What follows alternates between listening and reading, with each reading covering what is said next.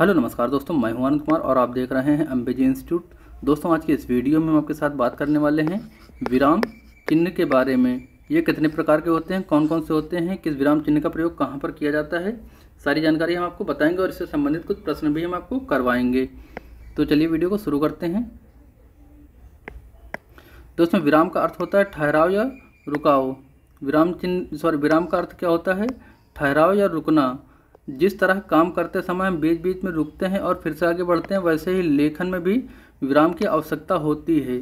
विराम के चिन्हों के भेद की बात करें तो दोस्तों, ये अल्प विराम जो ऐसा कुछ होता है, यह अल्प विराम हो गया। अर्ध विराम आपका ऐसा होता है, पूर्ण विराम ऐसा होता है, और प्रश्न चिन्ह ऐसा होता है, आश्चर्य चिन्ह ऐसा होता है, निर्देशन चिन्ह ऐसा होता है, या निर्देशन या फिर इसको योजन भी कह सकते हैं। कोष्टक चिन्ह ऐसा होता है, अवतरण चिन्ह आपके जो दो ऐसे होते हैं, ये आपके अवतरण हो जाते हैं। अब देखिए, अब आपको अच्छे से दिखेगा।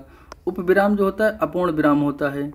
ये वितरण चिन्ह कैसा होता है, मतलब कोई परिभाषा कुछ लिखते हैं तो आप ऐसा कुछ करते हैं ना, यह कुछ सिद्धांत, तो यह आपका होता है वितरण करना। पुनरुक्ति सूचक कौन कौन से होते हैं? तो ये आपके पुनरुक्ति सूचक ये वाले होते हैं। इसके बीच में कुछ इंपॉर्टेंट जो कथन या कुछ लिखा जाता है। लाघव क्या होता है? लाघव आपका थोड़ा जीरो के आकार जैसा होता है। लोप चिन्ह डॉट डॉट डॉट जो होता है आपका लोप चिन्ह। ये आपका पाद चिन्ह ये होता है ऐसा कुछ। दीर्घ उच्चारण, ये मतलब दीर्घ, आप रामायण या कुछ ऐसे कुछ श्लोक पढ़ते हैं तो ऐसा कुछ देखते हैं तो ये दीर्घ होता है। पाद चिन्ह जो होता है, ये पाद चिन्ह कुछ ऐसा होता है। हंस पद, मतलब आप लिखते समय कुछ शब्द भूल गए तो उसमें आप ऐसा करके ऊपर उसके बारे में लिख देते हैं, जहाँ छूटता है उसको ऐसा लिख देते हैं तो होता है हंस पद। टीका सूचक ऐसा कुछ होता है, टीका सूचक कुछ ऐसा बना होता है। विराम का अर्थ होता है आपका ठहराव। ये आपके टोटल हो गए आपके विराम चिन्ह। विराम का अर्थ क्या होता है? ठहराव होता है। कामता प्रसाद गुरु के अनुसार जो विरामों की संख्या है वो टोटल कितनी है? 20 है। ये सब कितने थे? ये आपके सभी कितने थे? तो ये सब दोस्तों आपके 20 चिन्ह थे। अल्प विराम कौन सा होता है? तो मैं आपको अल्प विराम बता दिया, ऐसा कुछ होता है।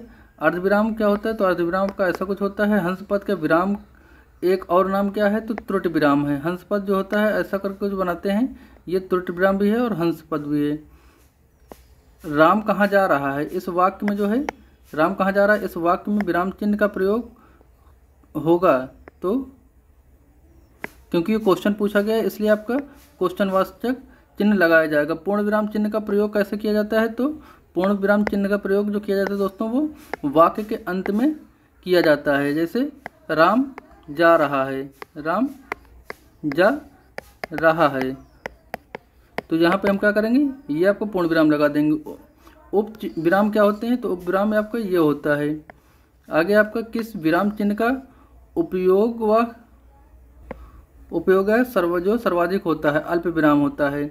उदाहरण चिन्ह का प्रयोग कब किया जाता है? जब किसी कथन का ज्यों का त्यों लिखा जाता है।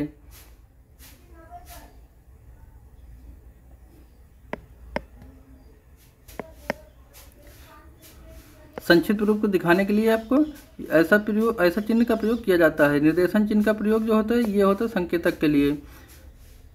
निर्देशन और संकेतक चिन्ह एक ही होता है, ऐसा करके कुछ होता है। रात्रि निशा के रिक्त उक्त चिन्ह का प्रयोग कीजिए, तो ये होता है ऐसे कुछ डबल डैश होते हैं।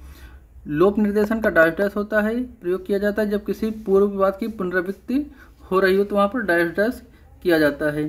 तो दोस्तों, ये थे सभी प्रकार के विराम और इससे संबंधित कुछ प्रश्न।